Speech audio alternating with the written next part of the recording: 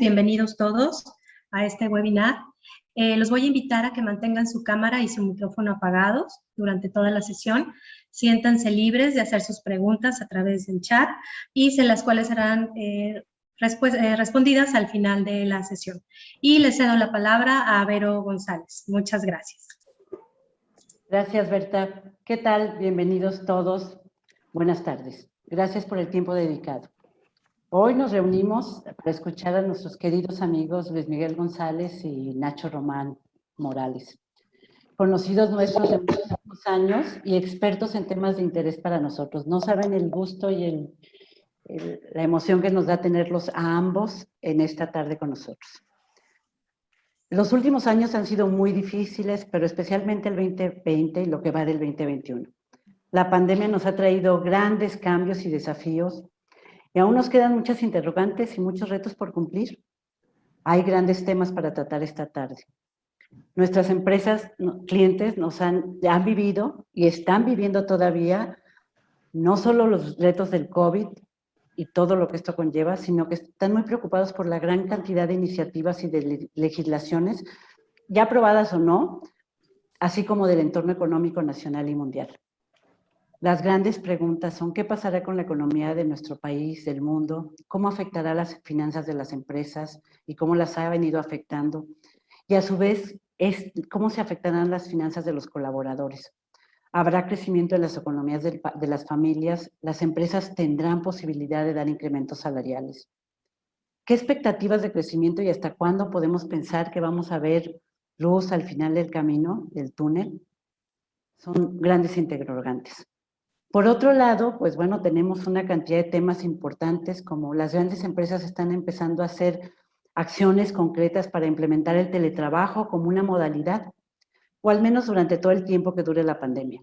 Otras, las menos, están ya aplicando la nueva legislación sobre el trabajo y están empezando a pagar a sus colaboradores el apoyo a Internet, la electricidad, pero una gran mayoría aún no lo aplican ni definen si el home office será una forma de trabajo permanente. En sondeos que nosotros hemos realizado, hemos visto que muchas empresas, al menos las que podemos hacer home office, se mantendrá un sistema híbrido. Seguimos esperando las reglas de aplicación de esta nueva ley. Por lo pronto, pues sí, lo que las empresas están haciendo es cambiando contratos y la forma en que se están dando los apoyos económicos aún no es clara todavía, porque falta legislación. Muchas otras empresas están preocupadas por la ley del outsourcing, que es un tema candente ahorita. Recordemos que desde el 23 de abril de este año en México está prohibido el outsourcing o la subcontratación laboral, y todos sabemos que con ello se busca evitar el abuso o la violación de los derechos de los trabajadores, y por otro lado también la evasión del reparto de utilidades y el pago de impuestos por parte de los empresarios, ¿no? También sabemos que el pago de las utilidades ahora tendrán como límite los 3 meses de salario del trabajador, entonces pues ya como que hay mucha más claridad, ¿no? Las empresas, nuestras empresas clientes, algunas han empezado a realizar acciones para mitigar los efectos de esta ley, porque a muchas de las empresas clientes les ha afectado de una forma importante. Pero también existen muchas dudas y muchas inquietudes, no solamente en el aspecto legal, sino también en la parte laboral. Muchas desde hace mucho tiempo están buscando alternativas porque la ley les ha afectado mucho y pues siguen las interrogantes, ¿no? Por otro lado, también tenemos la reforma laboral de los sindicatos, que desde 2009 se estuvo trabajando, entró en vigor en el 2020, un poquito antes de la entrada al vigor del TEMEC, y también, como todos ustedes saben, esta reforma se refiere a la libertad de los trabajadores para sindicalizarse.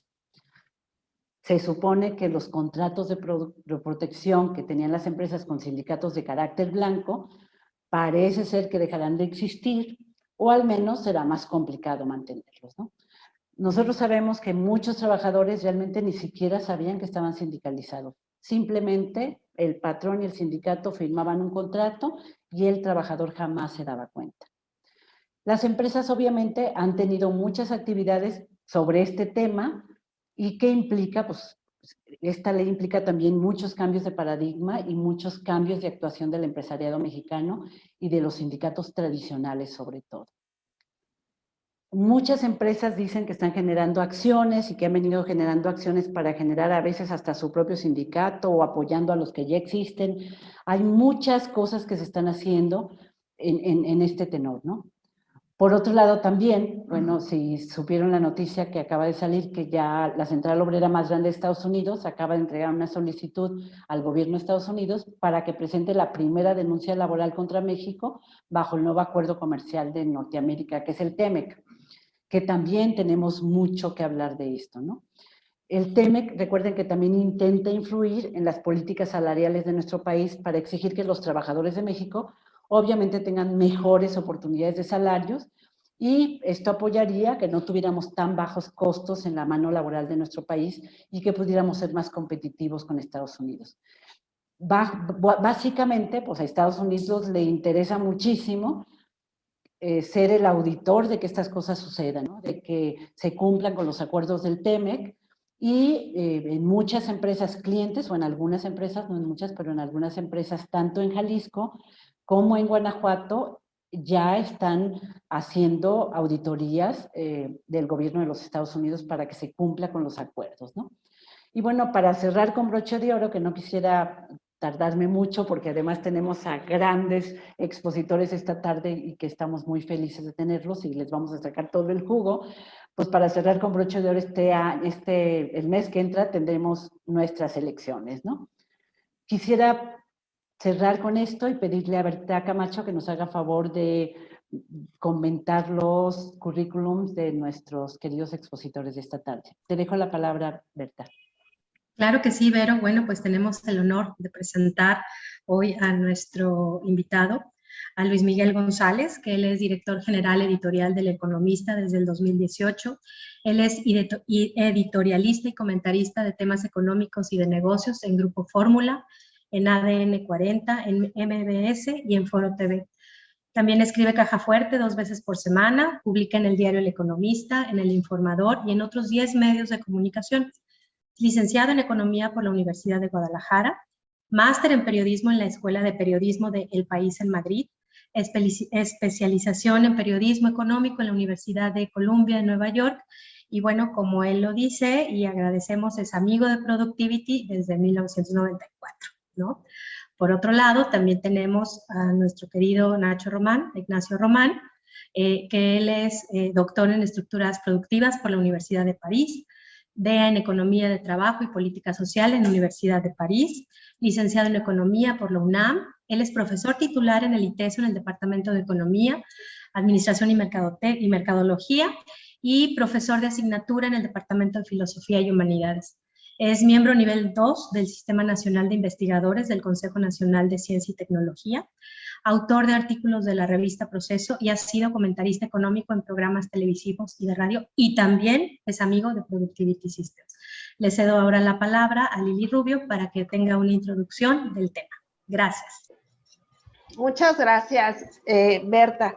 En este gran contexto que estamos planteando, donde si recursos humanos queríamos dejar quizá un poco todo de lado, lo de la pandemia, lo de la cuarta T, lo de la cuarta revolución, y enfocarnos solamente en temas laborales, hoy no es posible, porque todo se entrelaza y todo se conecta.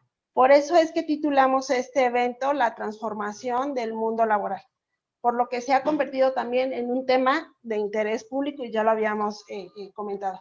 Bajo este contexto, le pediría a nuestros invitados, a nuestros queridos invitados apreciados, Ignacio Román y Luis Miguel González, nos den su opinión, por favor, en 4 minutos aproximadamente cada uno de ustedes para aperturar este diálogo. Les cedo la palabra. No sé quién quiera comenzar. Luis, por favor. Bien, muchísimas gracias. Es un gusto, un honor estar con ustedes. Verónica, Liliana, Berta, Jesús González de la Rosa. En el currículum decía, soy amigo de Productivity System desde 1994 y quiero a partir de eso abordar algo. Nos ha tocado vivir 4 crisis que han tenido un enorme impacto en el mundo laboral.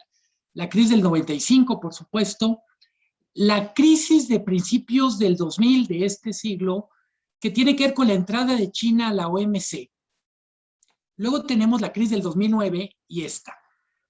Y para empezar, me gustaría enfatizar, cuando hablamos de crisis, estamos hablando de cambios cuantitativos y cualitativos. Cuando estábamos organizando este seminario, decíamos, no hay un solo tema que explique la película o no hay una sola pieza que complete el rompecabezas. Tenemos, por supuesto, los cambios que vienen o que están forzando la pandemia. Tenemos los cambios que tienen que ver con la 4T. Tenemos los cambios que derivan del TEMEC. Y por si faltara poco, tenemos los cambios tecnológicos. Hablo en plural en cada caso. Y muy buena la introducción de Verónica González Partida, en el sentido de decir, las inquietudes que ustedes tienen en los equipos de recursos humanos, las tenemos todos los que estamos observando el mundo laboral, en buena medida porque tengo la impresión que este mundo laboral es probablemente el mejor observatorio para una época de muchísimos cambios. La crisis de la pandemia, de manera optimista, primero se pensaba que iba a durar poco. Luego decíamos, bueno, es que va a tener forma de B o de W, etcétera. La verdad es que tenemos que entender que la pandemia trae cambios que van más allá de si se recupera o no la cifra de empleo. Hoy es un buen día para tener este seminario porque sale la cifra del IMSS y nos dice, en empleo formal seguimos 500,000 abajo de lo que teníamos antes de la pandemia. Si el dato es fuerte, piensen, Estados Unidos trae 8 millones de empleos menos que antes de la pandemia, pero además del número de empleos, hay un cambio cualitativo. Un excelente trabajo del INCO nos dice, en lo cualitativo, esta crisis en particular con su forma, tanto home office, etcétera, tuvo un enorme impacto en la participación económica de la mujer. En términos casi de brocha gorda, podemos decir que los cambios significan un retroceso de 15 años en el número de mujeres que participan en el mercado laboral, en los salarios que están recibiendo. Pero así como hablamos del impacto en la mujer o en las mujeres, podemos hablar del impacto en los jóvenes, del impacto en personas mayores de 50 años.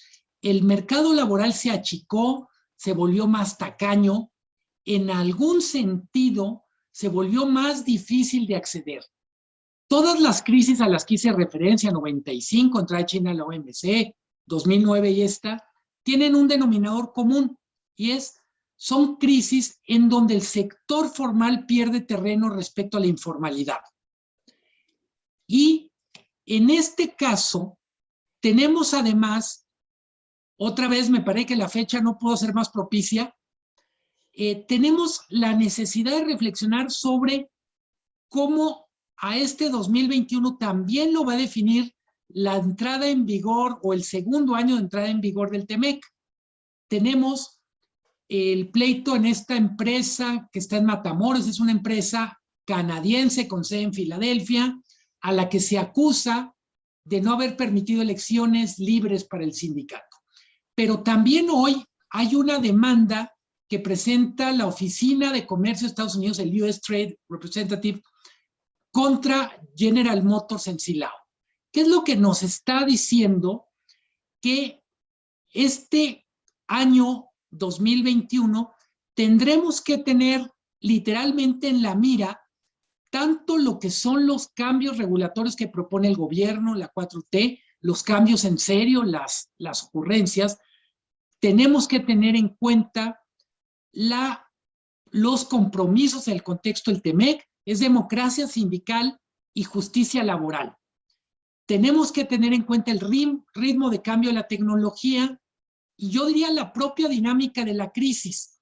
Hay un pensador español, Sánchez Ferlosio, que tiene un aforismo que me parece cruel, pero muy pertinente y dice, vendrán años malos que nos volverán ciegos, vendrán años ciegos que nos volverán malos. De esta crisis, los que dicen, hombre, es que esto nos vuelve más sabios porque valoramos más quién sabe qué cosa, nos vuelve mucho más duros frente a una realidad que está durísima. Las empresas para sobrevivir van a tener que tomar decisiones muy difíciles, pero además estamos viviendo una reconfiguración del mercado laboral producto del TEMEC. El que sea la US Trade Representative y la AFL-CIO quienes presionan, lo que nos está diciendo es Estados Unidos no va a dejar que impunemente vengan a México muchos de los empleos que estaban viniendo, van a pelear fábrica a fábrica que una parte de esos empleos bien pagados se queden en Estados Unidos y no vengan a México. Con esto me gustaría concluir, fue un poco más de 4 minutos, pero no encontraba forma de abarcar todos los temas y de veras un gusto, olvidé decir, un gustazo compartir el panel con Nacho Román. No te preocupes, adelante, Nacho. Gracias, Luis Miguel. Bien, pues muchísimas gracias. Es un honor de nuevo, como siempre, poder aceptar la invitación de ustedes, Liliana, Verónica, Berta, Jesús. Pues ya es una relación muy cercana. Pero pues además, híjole, pues con Luis Miguel yo creo que hace 1000 años teníamos cuando menos 1 o 2 reuniones de alguna cuestión cada 2, 3 meses. Y no, pues ya se nos desapareció ahí desde hace buen rato. Y de veras es un enorme gusto poder volver a tener la oportunidad del reencuentro con él. Es un enorme gusto ver su éxito y de ver que un periodismo económico responsable, con conocimiento, comprometido, pues realmente lo tengamos aquí presente y lo tengamos con esa presencia nacional. Es de veras un gusto compartir con Luis Miguel. Y bueno, entrándole a la cuestión aquí de las preguntas y de la temática, yo veo una frase hecha, pero que sin embargo creo que sigue muy presente ahorita, y es, lo viejo no acaba de morir, lo nuevo no acaba de nacer. Y efectivamente, poder hablar de cuáles son las causas o las consecuencias de las reformas que estamos teniendo a la firma del convenio 98 de OIT, a la reforma de la Ley Federal del Trabajo del 2019, al cambio en las normas 025 y 035, lo que tiene que ver con la regulación del teletrabajo, lo que tiene que ver con la regulación del outsourcing, más todo lo que se acumula esta semana, está implicando una sucesión de cambios donde difícilmente podríamos aislar cuándo acaba uno y cuándo comienza el otro. Entonces, ¿qué es lo fundamental, a mi parecer, en términos de empresa? El poder generar estructuras y metodologías para actuar frente a la incertidumbre. En otras palabras, casi siempre buscamos como el dato de qué es lo que va a ocurrir o cuál es la causa de lo que ocurrió y cómo nos vamos a enfrentar a una situación nueva. En este caso no se trata de una situación nueva, se trata de una vorágine de situaciones nuevas, donde entonces se vuelve mucho más difícil establecer una precisión. Un punto fundamental, a mi parecer, es que haya un esfuerzo muy importante de parte de las empresas para que haya una discusión plural de lo que está cambiando día con día.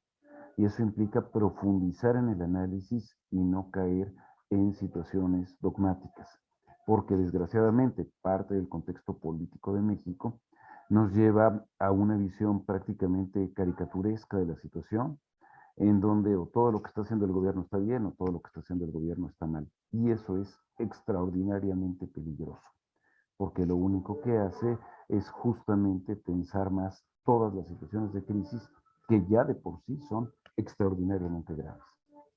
Concretamente, en lo que se refiere al mundo del trabajo, creo que por lo que he estado viendo de convocatorias, de reuniones con respecto a teletrabajo, con respecto a outsourcing, o con respecto a temas específicos, es, digamos, la plática dada por un especialista en materia legal o en materia contable.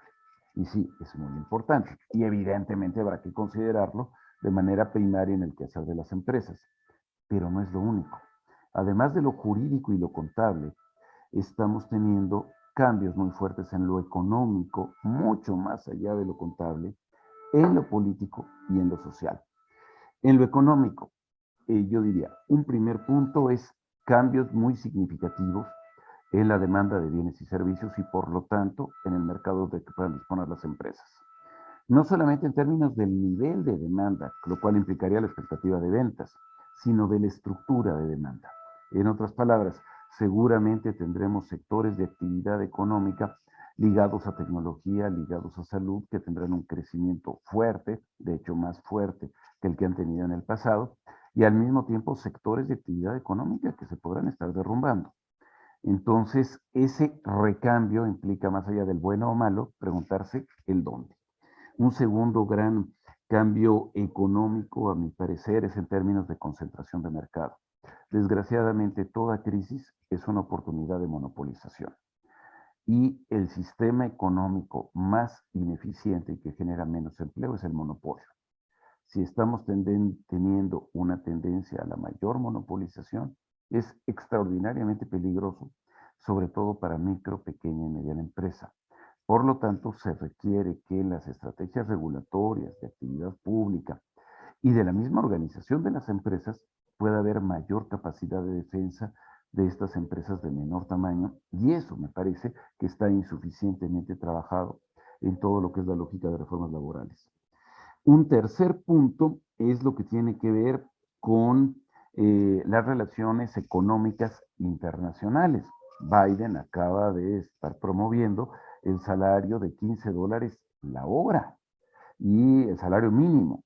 Y estamos planteando una lógica de política económica de fuerte impulso a la demanda. Entonces, por un lado, efectivamente, hay una restricción al traslado de empleos a otros países, México, y por otro lado, una lógica de incentivo muy fuerte a la generación de actividad económica al interior de los Estados Unidos. ¿Cómo reaccionar ante eso? Eso es lo que habría que abordar.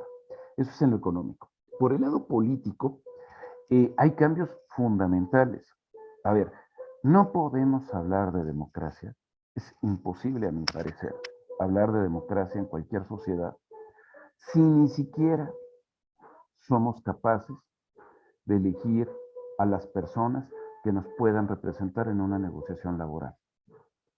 En México no ha habido realmente democracia en lo más elemental en la mayor parte de su historia, en que el trabajador pueda tener una voz en la empresa. Creo que puede ser una posibilidad importantísima para poder tener estrategias alternativas en las empresas, la recuperación de la inteligencia colectiva, de quienes conocen el manejo del comercio, de las máquinas, de los locales, del software, de lo que sea, para poder actuar de manera conjunta. Y eso sí me parece que puede ser una oportunidad. Otro punto importante es evidentemente el uso electoral que se le dará a estos cambios a favor y en contra. Y esto puede pervertir enormemente la discusión, porque entonces no es hablar de beneficios o perjuicios, sino de qué le conviene decir a cada quien con respecto a lo que se está haciendo. Y además de los cambios económicos y políticos, están los sociales, y que tienen mucho que ver con cambios en distribución del ingreso y pobreza, que son graves, los que se esperan a raíz del COVID, y también en la misma lógica de la dignidad del trabajador frente a las dificultades para poder tener un trabajo. Esto creo que en general resume mucho de los cambios que estamos advirtiendo ahorita. Perdón porque me colgué, pero seguimos. Excelente, Nacho y Luis Miguel. Muy bien. Si les parece bien y quieren que como sigamos esta lógica para trabajar y de poder conversar esta tarde y hacerlo como una especie de diálogo, me gustaría hacer unos planteamientos. O sea, hablaste de la parte económica, que es una preocupación importante, tanto Luis Miguel como tú. ¿Qué visualizan? ¿Cómo vislumbran la parte económica? Hay mucha inquietud con la parte también política. ¿Qué cuellos de botella ustedes ven para que exista un crecimiento económico en nuestro país? ¿Y cuál sería la función del empresariado en todo esto para una recuperación económica que entendemos muy difícil y muy complicada después del decrecimiento en el Producto Interno Bruto del año pasado? Pero si pudieran platicarnos, no sé si quieren cederse la palabra a uno, ustedes podrán ponerse de acuerdo, pero nos encantaría conocer la opinión de los dos. Gracias. Empiezo por los pronósticos económicos. Cuando decimos el PIB cayó más de 8% el año pasado y va a crecer entre 4,5 y 5,5 este año. Es importante, primero, entrar a la parte cuantitativa muy simple. Lo que vamos a crecer este año no alcanza a reponer lo que caímos el año pasado. Pero alguna vez lo escuché y me parece que es una de las cosas más inteligentes que he oído sobre economía. Dicen, detrás de los números hay estados de ánimo. Una sociedad que vive un decrecimiento de 8% no es que esté literalmente sacando el abaco, la computadora o la calculadora, lo está viviendo emocionalmente. Hay coraje, hay frustración, hay oportunidades que no se van a recuperar. En muchos casos, el 8% es el dato menos dramático comparado con 1,000,000 de empresas que cerraron, con mucha gente que pasó lo formal a lo informal. Entonces, enfatizar la parte cualitativa de los indicadores económicos me parece relevante. Y una cosa que para mí es muy importante es, si el año pasado solo nos preocupaba a México y al mundo la reactivación económica, en 2021 aparece también en lo económico una enorme preocupación por la parte inflacionaria.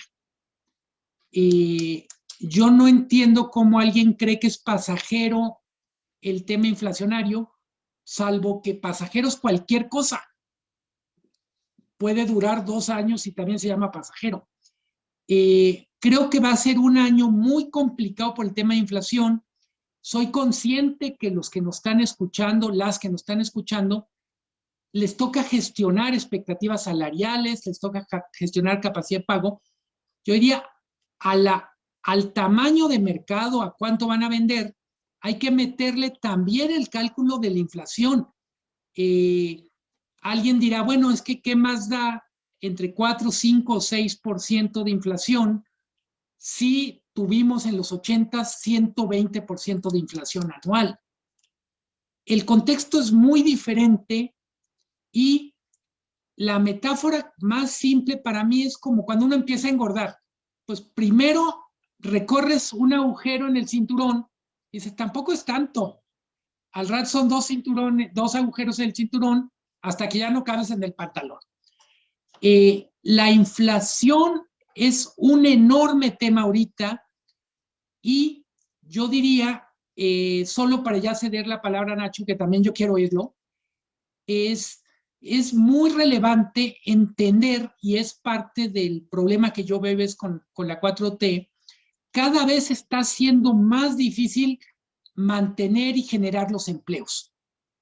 Tiene que ver con qué incentivos hay para la inversión, pero también con cómo funciona el mercado. De manera muy simple, y con esto me callo, el crecimiento económico viene solo de 4 motores: la inversión privada, el gasto público, el consumo privado y las exportaciones. No hay más. Solo de ahí sale el crecimiento. Hasta ahora lo que tenemos como motor son las exportaciones, pero hay que decirlo, el problema de un crecimiento basado en las exportaciones, lo sabemos en México, lo hemos aprendido, es que no es un crecimiento que alcance a derramar a todos. La gran asignatura pendiente en México es mercado interno, y eso se resuelve con inversión privada, con gasto público de calidad y con consumo privado. En esas 3 patas mínimo traemos ampollas. Yo diría, en algunos casos están rotas. Gracias, Luis Miguel. Te toca, Nacho, por favor. A ver, sí, los problemas son graves, muy graves. Yo diría, uno de los primeros puntos ahí críticos, a mi parecer, de la crisis en el año pasado, no es solamente el incremento del desempleo, que digamos se subió a entre 5 o 6%.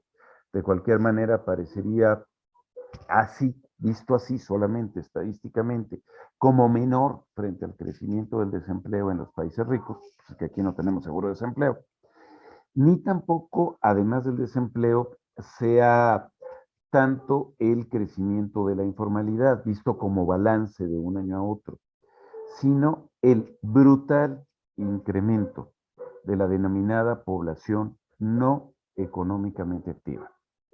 Es decir, de la gente que estaba trabajando, en muchos casos, en el segundo trimestre del año pasado, 7 millones que salen de la informalidad, porque simplemente ya no hay a quien venderle, ni en la calle. Quédate en casa. Y tenemos que la recuperación del empleo, inclusive del informal, tampoco ha alcanzado a compensar el empleo previo.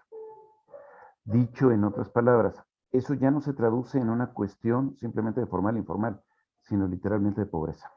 Es decir, que los trabajadores que siguen trabajando tienen que sostener a más personas por trabajador que lo que había antes. Entonces, eso es un foco terrible que se está teniendo todavía en este momento. Y la tendencia es que los salarios se concentren de una manera aceleradísima en el rango de 1 a 2 salarios mínimos. Eso no quiere decir que sea una depresión igualmente grave del poder adquisitivo del salario que en otros años, porque actualmente el salario mínimo está creciendo. Entonces, bueno, eso también habría que matizarlo, pero de cualquier manera nos está hablando de un problema grave de demanda para las empresas y por lo tanto de expansión de mercado interno, en donde curiosamente, al menos uno de los elementos de expectativa de mejora es este incremento en los salarios mínimos. El segundo punto que dice Luis Miguel, efectivamente estamos teniendo una situación muy incierta en términos de inflación. El haber llegado a tasas superiores al 6% en el último dato que nos presenta el Índice Nacional de Precios al Consumidor, 6% anual, es grave. Ahora, ¿qué tanto estos factores son coyunturales y qué tanto estos factores son estructurales? Híjole, pues si simplemente estamos viendo que está el hackeo para los sistemas de transporte de petróleo por el principal oleoducto del planeta, híjole, pues ahí estamos teniendo problemas coyunturales terribles que son inesperados, pero que al mismo tiempo también nos hablan de la cuarta revolución industrial, que no solamente son ventajas tecnológicas, son las posibilidades de desquiciar a través de sistemas informáticos el funcionamiento económico de las sociedades. Y esto sí puede estar implicando problemas. Ahora, creo que en términos del motor de la demanda interna que dice Luis Miguel, lo básico es generar un proceso, por lo tanto, de mejora de esa capacidad de demanda interna, y para eso se requieren salarios. Entonces, ahí entiendo que es también un costo y un costo difícil para muchas empresas, sobre pequeñas y medianas, en la bronca de que lo viejo no acaba de morir y lo nuevo no acaba de nacer. Los efectos, entonces, todavía están muy poco cernibles en este momento. Y en cuanto a la capacidad de generación de empleos, me parece que el país está entrampado. Efectivamente, se necesitan incentivos para la inversión, pero en un país que tiene tan baja capacidad tributaria como la que tiene México y que históricamente había tenido tal cantidad de condonaciones y de cancelaciones fiscales en favor de los grandes corporativos, resulta que el generar una estrategia fiscal diferente se entendería o se entiende como un desincentivo a la inversión. Pero entonces viene una bronca. Si no generamos ese, entre comillas, desincentivo a la inversión, pues el Estado tampoco tiene recursos. Y si le estamos diciendo al Estado, pues tienes que tener más médicos, más enfermeras, más educación, más apoyo a la tecnología, más apoyo a micro, pequeña y mediana, pues ¿de dónde lo saco? El endeudamiento también genera impactos históricos terribles. Entonces, es aquí donde hay que tomar, creo yo, la definición fundamental de economía en términos de gestión de recursos escasos. Los recursos económicos son escasos. Por lo tanto, la cuestión distributiva de dónde sacamos la lana y a dónde la ponemos es fundamental. Creo que para recuperar capacidad de hacer algo diferente a partir de la crisis, es esencial no solamente saber cuánto y cuándo se va a volver a crecer, sino cómo y en dónde se va a volver a crecer. Es fundamental que el crecimiento sean sectores que puedan generar mayor efecto multiplicador en empleo, que tengan mayor capacidad de encadenamientos productivos locales, y me parece que esto todavía está siendo pobremente discutido en el gran debate nacional. Muchas gracias, Nacho y Luis Miguel. Y siguiendo en este tenor que comentábamos ahorita, el tema laboral, ¿qué tanto esta forma, como se configuró el tema de la reforma laboral, puede favorecer o no el tema de creación de empleo, o lo va a mermar también, por ejemplo, el tema del outsourcing? Va a mermar el tema de empleo. Hemos visto cómo se ha venido comportando el tema de las tasas de desempleo. Ya lo decían ustedes, la tasa mayor de desempleo se concentra entre gente hasta los 29 años de edad. La gente de 50 años sigue trabajando aún más. ¿Cómo va a trabajar esta parte de las reformas laborales a favor, en pro o en contra del empleo? Me gustaría empezar con una reflexión que hacía Nacho en una de las reuniones previas a esto, la importancia de poner las reformas en un contexto. Y con esto lo que quiero decir es, por momentos y en parte por esta narrativa y veces como, digamos, muy peculiar de la 4T, parecería que la reforma laboral nació ahorita y nació, digamos, con Morena. La reforma laboral es el producto de varias discusiones que llevaban probablemente 2 décadas. Una parte de la reforma laboral es literalmente producto de los compromisos en el TEMEC. Otra parte de la reforma laboral es producto de los cambios tecnológicos. O, si me apuran, de la conciencia de una nueva realidad, y con esto me refiero, por ejemplo, a la norma 35. Es que de repente, como una especie de epifanía, como país dijéramos, o sea que se puede tratar de hacer algo con el estrés en el trabajo, que no es una cosa que cada quien se tiene que llevar a su casa y regresar al trabajo con él.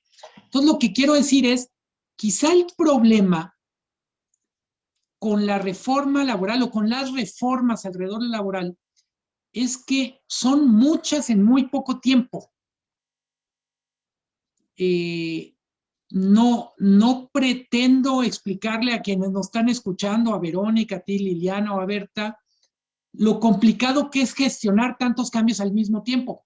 Estamos hablando de cambios legales, estamos hablando de cambios tecnológicos, lo decía muy bien Nacho y no lo quiero perder, cambios en la estructura de los mercados. Cada una de las empresas en las que participamos nos va a decir, el mercado se puso mucho más complicado, estoy sacrificando márgenes, estoy literalmente dedicando mucho más tiempo a cosas que antes funcionaban en automático.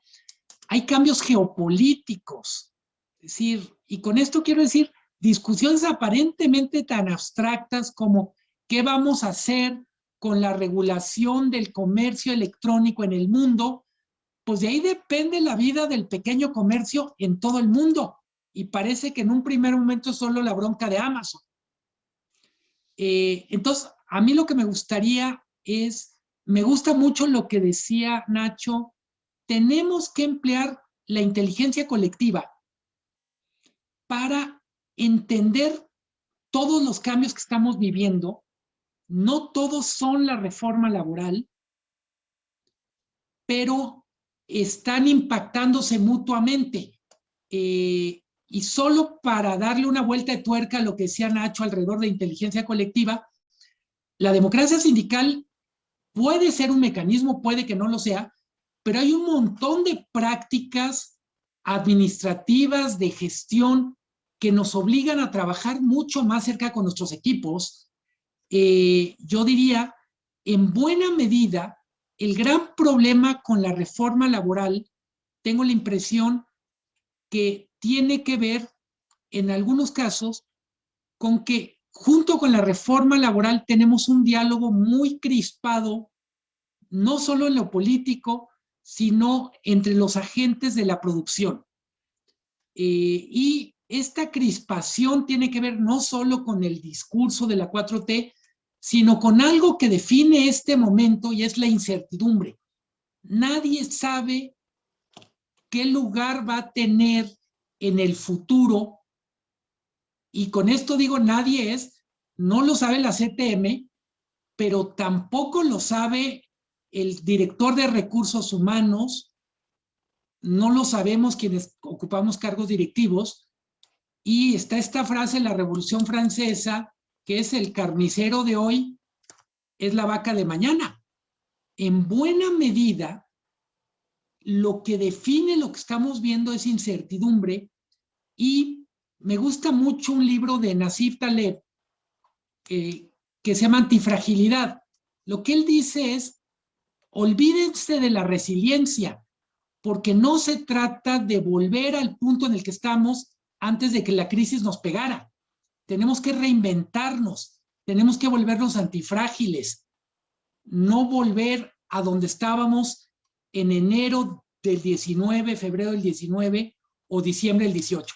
El mundo cambió y nos tenemos que preocupar o preguntar si estamos cambiando tanto como debemos.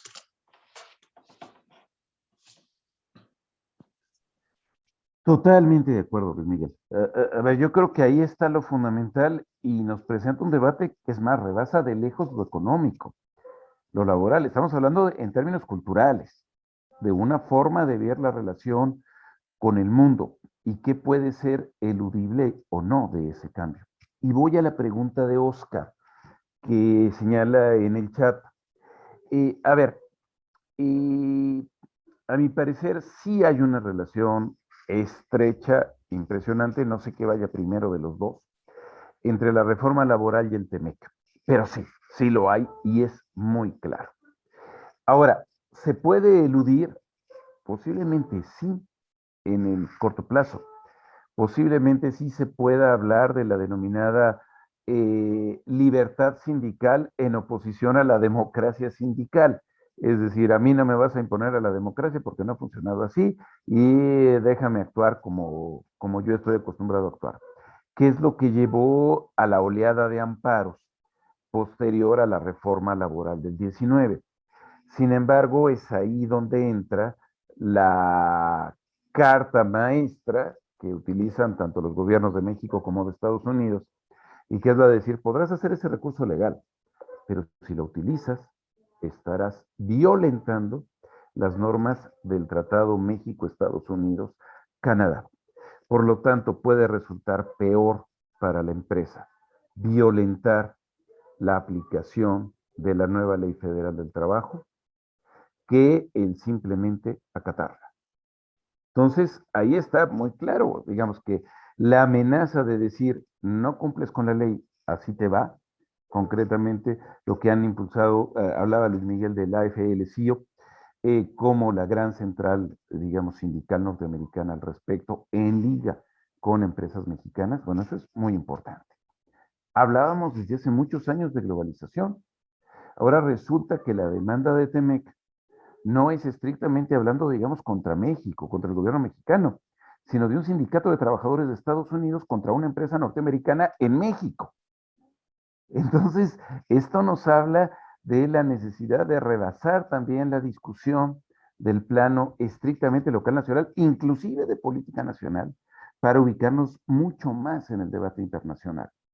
Entonces, me parece que es importantísimo sí poder acabar de aterrizar todos estos periodos de normatividad de la nueva Ley Federal del Trabajo, que son 4 años de adaptación del 2019 al 2023 para que ese proceso formalmente se cumpla, más todo lo que tiene que ver también con la aplicación, los ordenamientos específicos de cada otra de las reformas legales.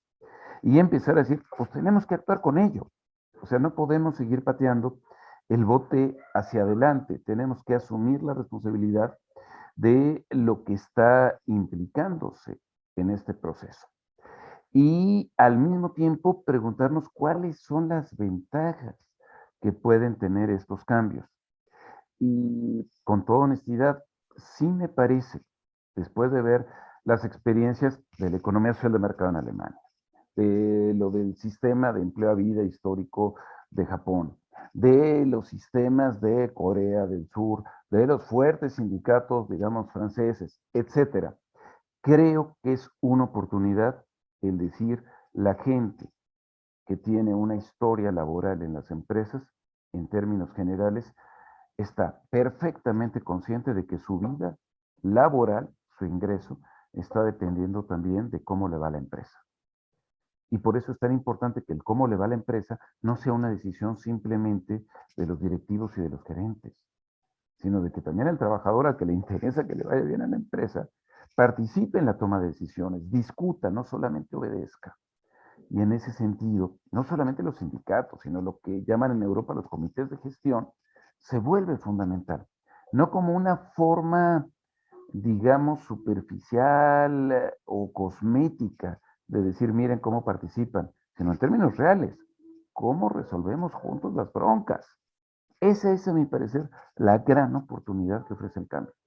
Y si la gente en este sentido es más respetada, inclusive si está trabajando en su casa con todas las dificultades que implica la medición de eso, que se le respete frente a hostigamiento laboral, frente al estrés, que tenga mayores posibilidades de decir, sí, yo trabajo para esta empresa, no trabajo para la empresa que la empresa contrató para decir que trabajo para esa empresa, sino que efectivamente hay una liga directa con quien estoy trabajando. Es importante. Y creo que es básico poder orientar el trabajo administrativo, de relaciones industriales, laborales, de gerencias, de dirección de la empresa, hacia esta lógica de decir, o salimos todos o nos hundimos todos. Y esto es clave. Sí, y ahí viene una gran pregunta con todo lo que han estado platicando. Y una inquietud enorme de parte de casi todos los clientes, muchísimos de los que están en este momento son personas que están en el área de recursos humanos, gestión del talento, y es la pregunta obligada. ¿Qué va a pasar con el outsourcing? ¿Ustedes creen que se van a dejar de generar empleos? Hay tantas y tantas preguntas, más allá de la parte legal o la parte que hablabas tú, especialmente Nacho, de los contadores o los abogados, sino más allá de eso, en la función del empleo, ¿cómo perciben la ley del outsourcing o la parte del outsourcing que ya está aquí? ¿Cómo la ven? Creo que es imposible contestar de manera que abarque absolutamente todo. Hay sectores, hay áreas donde es muy sensible, donde dependía demasiado el outsourcing, y hay sectores donde perfectamente va a poder navegar. Una anécdota que me llamó la atención, en la Cámara de Diputados, hace 2 años tenían a 1,600 trabajadores por outsourcing. Entonces dijeron, nos vamos a adelantar y vamos a acabar con el outsourcing. El resultado real es que el dinero con el que pagan esos 1,600 alcanzaba solo para 400 trabajadores con plenos derechos. Entonces, tengo la impresión que en algunos casos, vuelvo a lo que decía Nacho, lo más importante va a ser dedicarle un rato a encontrar la mejor solución. Hay mucha presión legal, administrativa, yo diría incluso inspección, pero del otro lado tengo la impresión que es un tema en el que le vamos a tener que dedicar mucho tiempo en lo micro para corregir problemas que no resolvieron desde lo macro. Y voy a decir una cosa horrible, pero la prioridad de la empresa no es garantizar todos y cada uno de los puestos de trabajo, es garantizar su propia supervivencia. Y en ese punto estamos también, me parece, y ahí sí vuelvo otra vez a lo de Nacho, tenemos que encontrar la fórmula para que no sea o se salva la gente que trabaja en la empresa o se salva la empresa. Tenemos que encontrar yo diría, tenemos que ser más creativos de lo que fuimos en otros tiempos de recortes.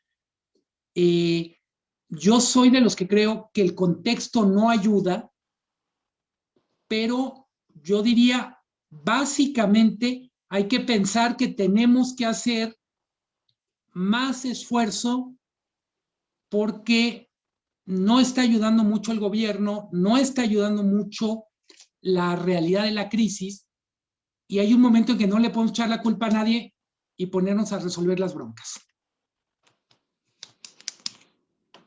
Gracias, Luis Miguel. ¿Tú qué opinas, Nacho? Efectivamente, a ver, yo creo que, a ver, ahí hay una complicación de nuevo de incertidumbre. A ver, la generación de empleo no depende de un solo factor. En otras palabras, independientemente de cómo se vaya a derivar específicamente la aplicación de todas las reformas laborales en la vida cotidiana de las empresas, en realidad la generación de empleo en buena parte estará dependiendo de, a ver, ¿qué hace los Estados Unidos con los cambios laborales que está proponiendo Biden? Eso va a afectar enormemente al empleo en México. Para empezar, sobre los exportadores. Va a depender de qué pase con el bichito de 5 micras, de qué tanto tenga mutaciones o no tenga mutaciones fuertes.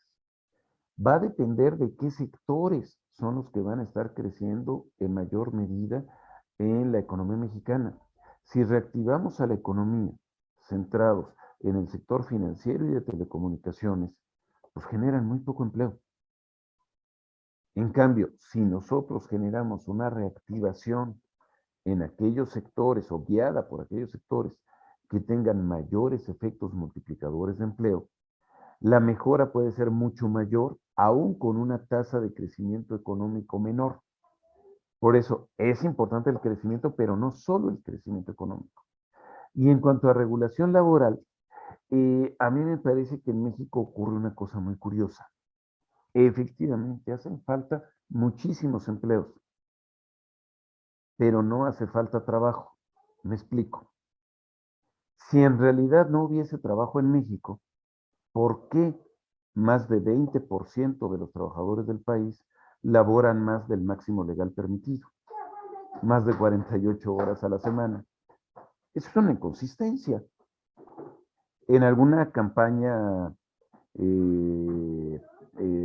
electoral francesa, el que fuera primer ministro, Lionel Jospin, traía una consigna que me gustó mucho: trabajar menos para trabajar más. Era la reducción de la jornada laboral a 35 horas.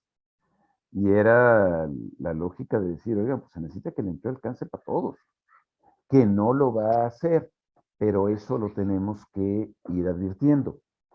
Una segunda es lo que ocurrió unos años después en Francia.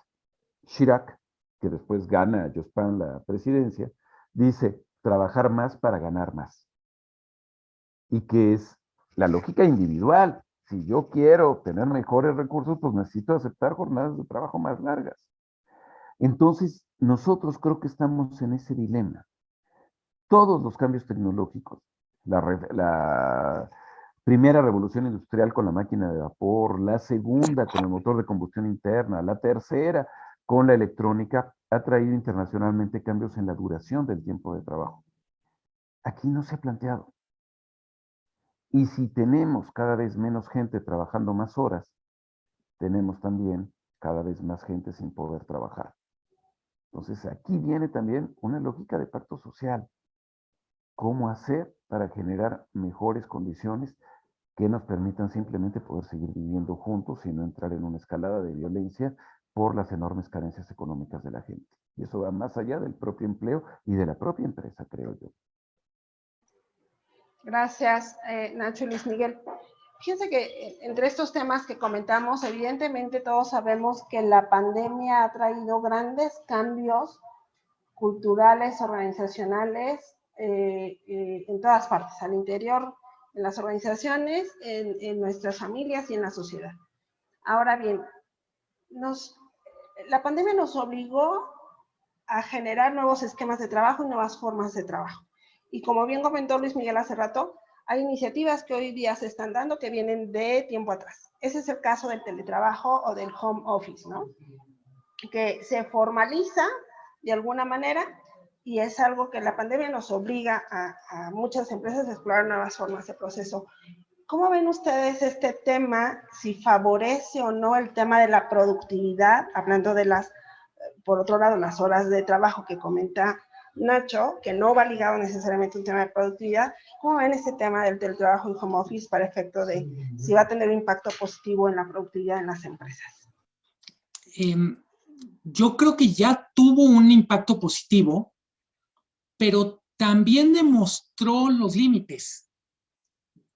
Desde mi punto de vista, tenemos claro que el futuro es híbrido. Y creo que parte de esto tiene que ver con entender, por ejemplo, ciudades como México, como Guadalajara, como Monterrey, tienen problemas de movilidad muy fuertes, de logística. Entonces, el teletrabajo no solo es una alternativa en un momento de disrupción por la pandemia, sino es la manera más eficiente de administrar el tiempo sin perder 1 o 2 horas en traslados. Creo que el teletrabajo expresa, desde mi punto de vista, muy bien el problema de la diferencia entre lo que se puede lograr a través de formas de inteligencia colectiva dentro de la empresa y los riesgos de una regulación que puede ser excesiva, pero que, como dicen los gringos, hay veces le está ladrando al árbol equivocado. Cuando la discusión se centra, por ejemplo, desde el punto de vista de regulación legal, etcétera, de la empresa tiene que pagar el tiempo que use el trabajador, el internet, etcétera, me parece que parte del problema es, lo saben que nos están escuchando, yo lo estoy viendo en el periódico, es absolutamente es imposible saber qué parte de la factura del internet del trabajador tiene que ver con el trabajo y qué tiene que ver con otras cosas. Lo que no quiero decir que abandonemos al trabajador a suerte y que tenga que aumentar sus gastos, pero creo que tenemos que encontrar formas donde privilegiemos la colaboración, las soluciones creativas. En algunos casos, yo lo veo en el periódico, hay más expectativas de que les ayudemos a resolver infraestructura básica. Por ejemplo, oigan, apóyenme con unos audífonos buenos como los que trae Nacho, apóyame con una silla porque las sillas de mi casa no sirven. Entonces tengo la impresión que tenemos claro los retos, tenemos claro los problemas, pero tenemos que dedicarle más tiempo a las soluciones para que las soluciones impliquen hilar más fino. Y con eso pienso, ahorita estamos hablando de teletrabajo, pero también muy pronto vamos a estar discutiendo temas de automatización más intensa, convivencia con robots. Algunos de ustedes habrán oído la discusión cuando están discutiendo el tema en California sobre Uber.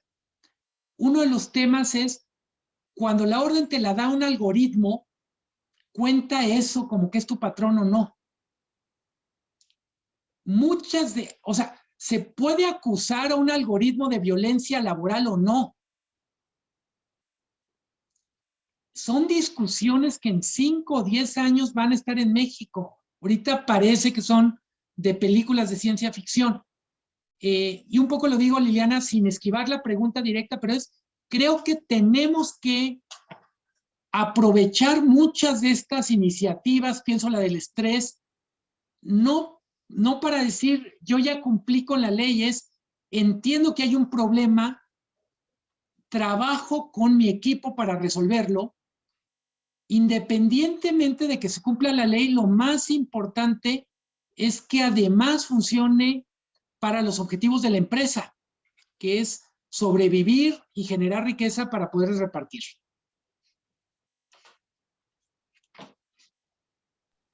Gracias, Sí, Nacho. muy bien. A ver, yo lo pondría en los siguientes términos, básicamente. No podemos establecer los cambios o reaccionar ante los cambios que estamos viviendo en términos políticos, en términos sanitarios, en términos tecnológicos, en términos financieros, pues vean el Bitcoin, a partir de un checklist.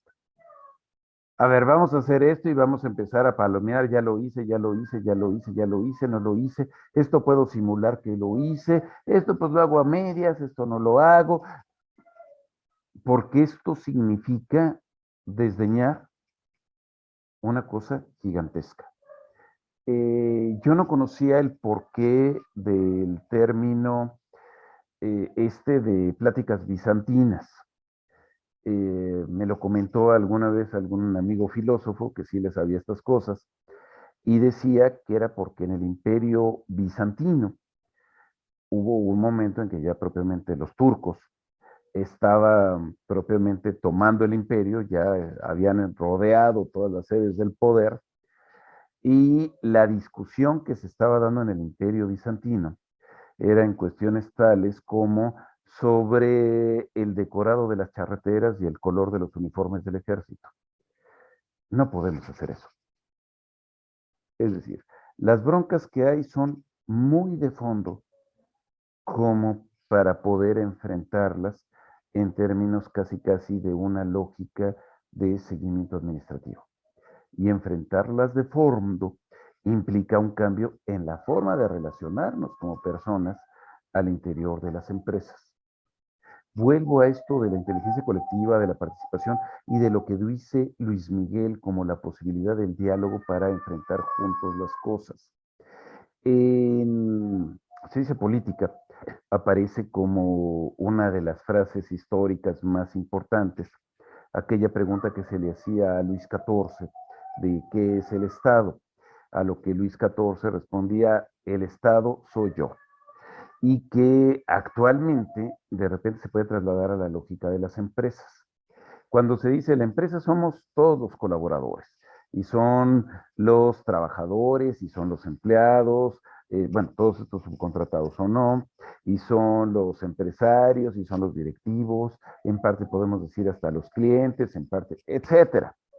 Pero cuando se trata de decidir, se habla de un óptimo.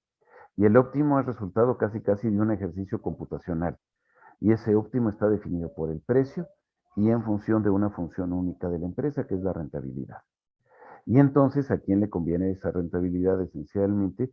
Pues a quien recibe esa rentabilidad, al dueño, sea un consejo de accionistas, sea por las acciones que le pagan al directivo, sea por el dueño, sea lo que sea. Pero es entrar en la lógica de decir, la empresa soy yo. Porque yo soy el que responde al objetivo de la empresa. Por lo tanto, ustedes no cuentan. Me parece que si bien la rentabilidad nadie lo podría negar jamás, es fundamental, es una condición sine qua non para la existencia de la empresa. Tenemos que entender cada vez más a la empresa como un ente de objetivos múltiples. Y si es un ente de objetivos múltiples, tiene soluciones imperfectas. Y en esas soluciones imperfectas, para que se resuelvan lo mejor posible, necesitan la participación de la mayor cantidad posible de población y de la manera más abierta que se pueda. Ese es el cambio fundamental que a mi parecer se debe de hacer y que no es nada fácil, porque además México no tiene una cultura de participación laboral significativa. Si no pueden entrar nuevos sindicatos democráticos, plurales, abiertos, no corruptos, etcétera, pues es porque nunca lo ha habido en México, más que a nivel marginal. Entonces, hasta eso se requiere un proceso de formación muy fuerte para ir incorporando en México esta nueva lógica sindical fresca de decir, los problemas se resuelven juntos. Es lo que yo ubicaría de entrada. Sí, muy bien, Nacho, muy bien, Luis Miguel. Creo que se nos viene el tiempo encima, tenemos 15 minutos de preguntas y respuestas y como ustedes lo dijeron, más allá de la normatividad y más allá de ver todo lo que tenemos encima, creo que es la oportunidad de poder hacer mejores cosas. Es la oportunidad que tenemos para hacer cambios importantes en nuestras organizaciones, hasta en nuestras familias, ¿no? Y hay algunos comentarios que quisiera hacer. Óscar Ramírez dice sobre impacto económico. Tal parece que no habrá dinero suficiente para lo más indispensable. Generación de empleo, salud, agua, energía, educación. Sin embargo, los proyectos del sexenio, de refinería Dos Bocas, nuevo aeropuerto, Tren Maya, etcétera, no se visualiza una cancelación de esa infraestructura. Por el contrario, se analizan designarle más recursos.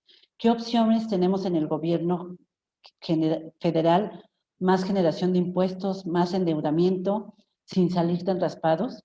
Desde la trinchera de la iniciativa privada, ¿qué es lo más viable y razonable? ¿Por dónde podemos empezar? Es una pregunta de Oscar Ramírez.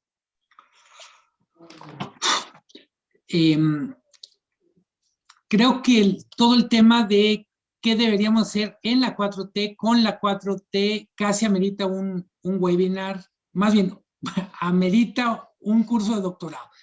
Lo que yo diría es, en buena medida, hay un ámbito de decisiones federal donde hay proyectos que son absolutamente absurdos, como Dos Bocas. Hay proyectos que son interesantes, como el canal transísmico.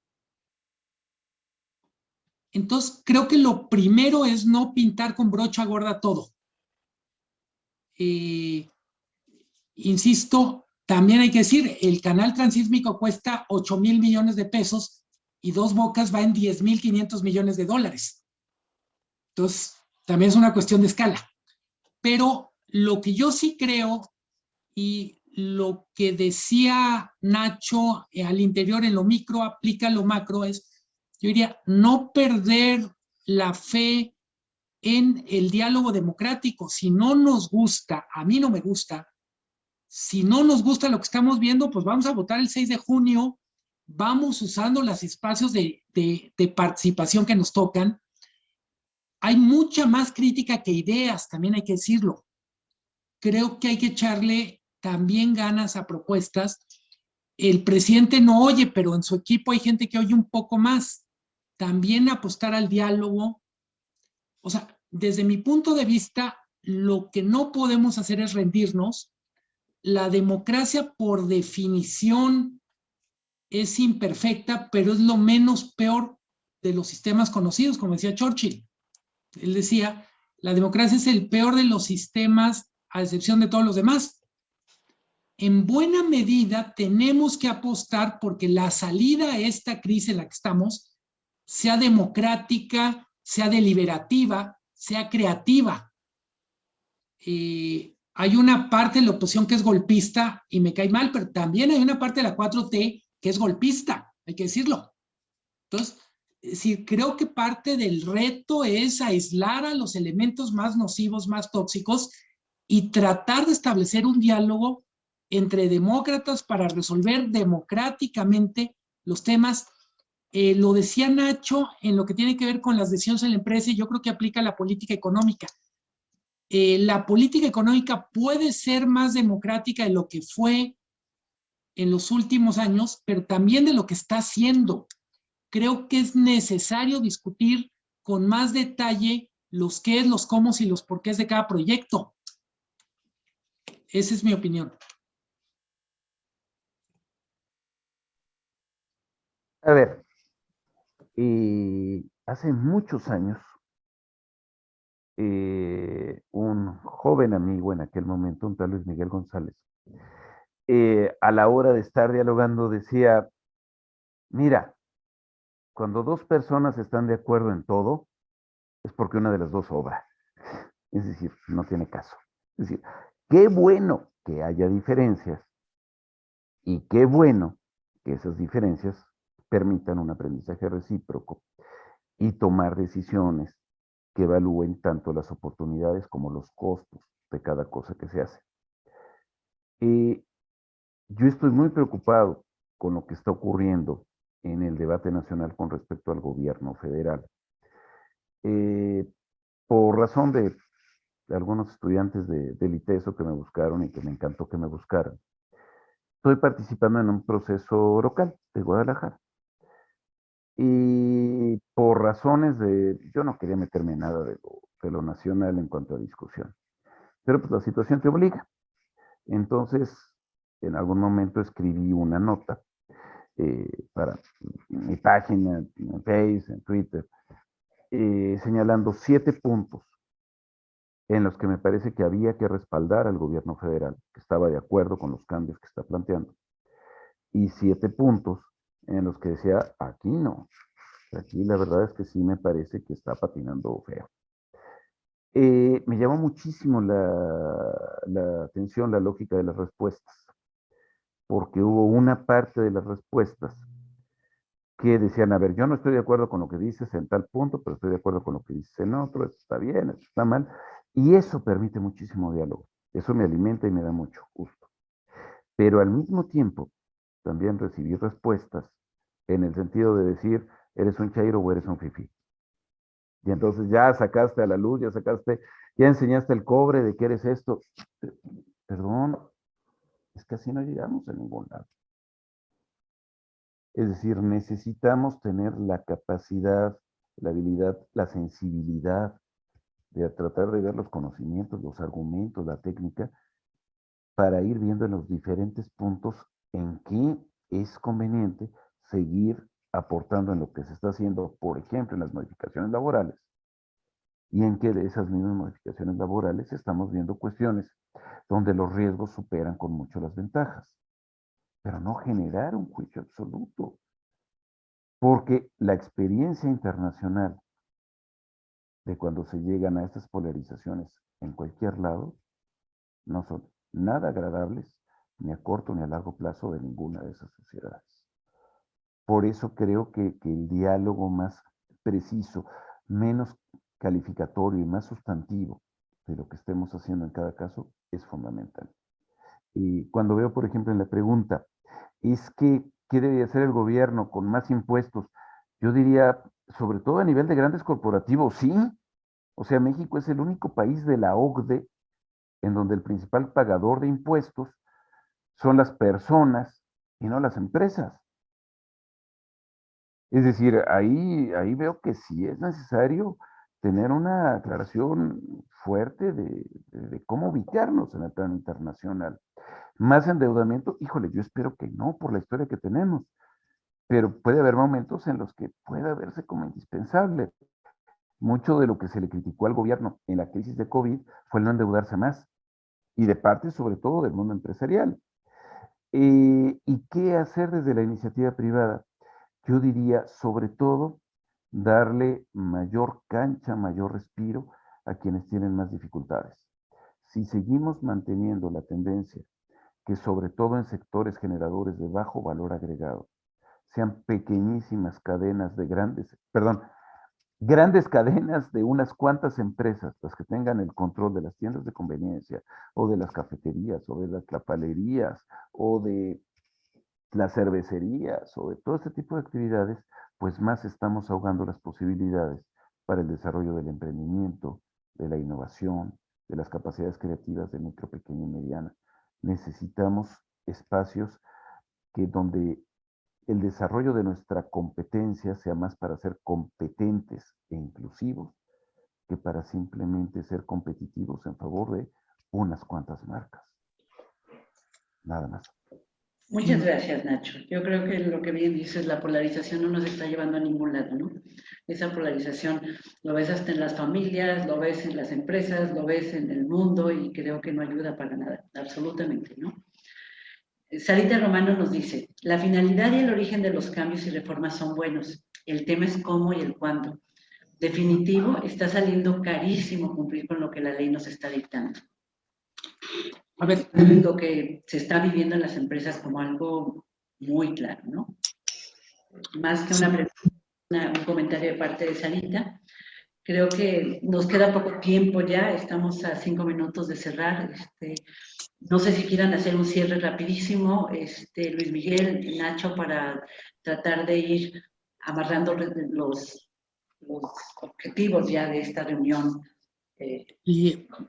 Bueno, creo que no bastaba esta interacción para agotar los temas.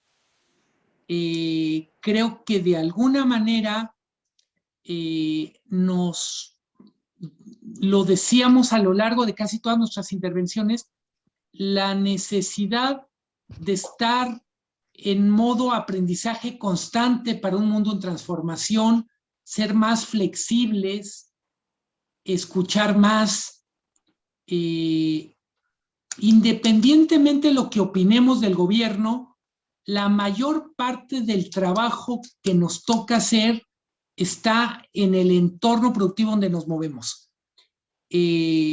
No quiero decir que no haya nada que hacer en lo público, pero también quiero decir, es votar, es participar, es tratar de entender a quien no piensa como uno, pero creo que el enorme reto es aprender para poder implementar los cambios que necesitamos hacer. Yo insisto, no es ser resilientes, es ser antifrágiles, no es alimentar la fantasía de que tenemos que volver a ser los que éramos en el 2019. Es prepararnos para lo que necesitamos ser para el 22, 23 y más adelante.